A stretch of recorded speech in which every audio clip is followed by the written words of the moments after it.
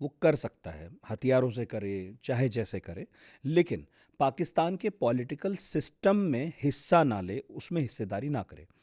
مجھے آپ سے سمجھنا ہے کہ کیا اتنی تلخی اس سسٹم کو لے کر آپ کے من میں شروع سے ہے، یا پھر یہ اس لیے بھی ہے کیونکہ مہران بلوچ جیسے لوگ جب پاکستان کی اسلام آباد کی سڑکوں پر بنا وائلنٹ ہوئے پردرشن کرتے ہیں، ڈیمونسٹریشن کرتے ہیں، تو بھی انہیں لاٹھیاں ہی پڑتی ہیں؟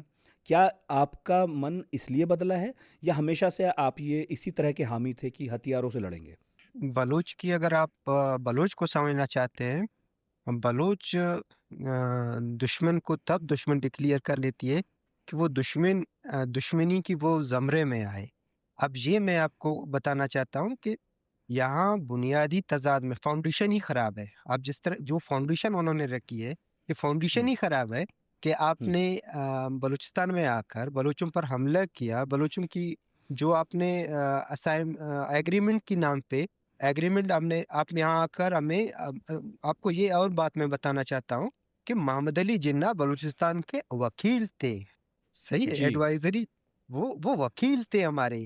ان وکیل نے یہاں آ کر دغا دے کر دھوکہ دے کر ہماری سرزمین کو اسلام کے نام پر انہوں نے چیننے کی کوشش کی، چیننے کی کوشش نہیں بلکہ چھین لی۔ پھر انہوں نے فوج لا کر یہاں بلوچستان میں قلات پر حملہ کیا، شاہی مسجد۔ ابھی اب آپ آئیں اسی وقت کہ اگر آپ شاہی مسجد آئیں، وہاں آپ دیکھتے ہیں کہ وہ شاہی مسجد پہ حملہ کر کے انہوں نے شہید کر دیا۔ مطلب بات بنیادی تضاد ہے کہ جب آپ قبضہ کرتے ہیں قابض کے ساتھ اس کی انسٹیٹیوشن کو آپ کس طرف جوائن کریں گے؟ میں آپ سے سوال پوچھنا چاہتا ہوں، میں آپ کے گھر میں آؤں، آپ کے گھر کو قبضہ کروں، آپ کو میں کہوں آپ مالی رہے، کیا آپ مالی رہنا پسند کریں گے؟ میرے خیال میں آپ رہنا ہی پسند نہیں کریں گے۔ یہ تضاد ہے۔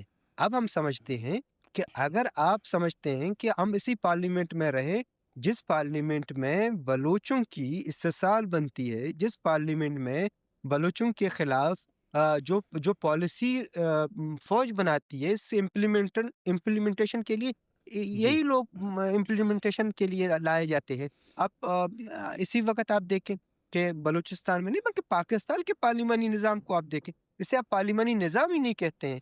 یہ جو کیچڑ ہے، جو کیچڑ کو آپ جانتے ہیں، شاید اردو اور ہندی میں ذرا فرق رہے، کیچڑ جو ہے اس کیچڑ ہے، اس کی پارلیمانی نظام کیچڑ ہے، وہی دلدل میں پسے ہوئے ہیں لوگ۔ اب اس کو بلوچ کس طرح جوائن کرے؟ اس بلوچ کی جوائن کرنے میں میرے خیال میں اپنے آپ کو دھوکہ دینے کی مترادف ہے۔ میں سمجھتا ہوں کہ اگر بلوچ اس پارلیمنٹ میں جائے، ہاں بلوچ پارلیمنٹ میں جاتی ہے، جہاں جاتی ہے جہاں انصاف ہو، جی جس کا نیشنل آئیڈینٹی، اگر بلوچستان آزادی سے پہلے اس کے ایوان تھے، ایوان زیرین، ایوان بالا، وہاں لوگ باقاعدہ الیکشن لڑتے تھے۔ قلات نیشنل پارٹی کے ممبروں نے 39 سیٹ لے کر وہ پارلیمنٹ کے حصہ رہے۔ مطلب اکثریت غوث بخش بیزن جو قائد ایوان تھا، ان کی تقریر ہے کہ ہم کیوں اسلام کے نام کے ساتھ پاکستان میں رہے، اگر پاکستان کے ساتھ اسلام کے ساتھ نام کے رہنا، پھر افغانستان شامل ہو، ایران شامل ہو، صحیح بات ہے۔ سعودی عرب شامل ہو، وہ بھی مسلمان ملک ہے۔ مطلب یہ تضاد ہے، اس تضاد کے ساتھ رہنا میرے خیال میں جرم ہے۔ ہم سمجھتے ہیں کہ اس جرم میں جو بھی شامل ہو، بلوچ بھی ہو یا کوئی اور ہو، اگر ہم شامل رہیں یا نہ رہیں، میرے خیال میں یہ ہماری زندگی کو تبدیل نہیں کر سکتا، کیونکہ ٹھیک ہے۔ یہ جو لوگ ہیں یہ میرے خیال میں بلوچستان کی استحصال کرتے ہیں۔ ابھی آپ کو معلوم ہے کہ بلوچستان میں اس وقت کتنے لوگ غائب ہیں، ہزاروں کے حساب سے لوگ جی غائب ہیں انفورس ڈس اپیئرنس کے۔ ہمارے پارٹی کے سینکڑوں لوگ شہید ہو چکے ہیں، ابھی تک غائب ہیں۔ ہمارے پارٹی کے جو فاؤنڈیشن بنانے والے شہید ڈاکٹر منان کو شہید کیا، غلام احمد کو شہید کیا، لالا منیر کو شہید کیا انہوں نے، حاجی رضا گل بہت بڑے جرنلسٹ تھے، ان کو اٹھا کر انہوں نے شہید کیا۔ دی محمد بلوچ ابھی تک غائب ہیں، جو سمیع بلوچ کے والد ہیں وہ غائب ہیں، غفور بلوچ غائب ہیں، رمضان بلوچ غائب ہیں، اور بہت سے ہمارے کارکن غائب ہیں۔ نصیر کمالان ایک پوائٹ تھا اچھے، وہ ہمارے سینٹرل کمیٹی کے ممبر تھے، ان کو انہوں نے اٹھا کر شہید کر دیا گیا۔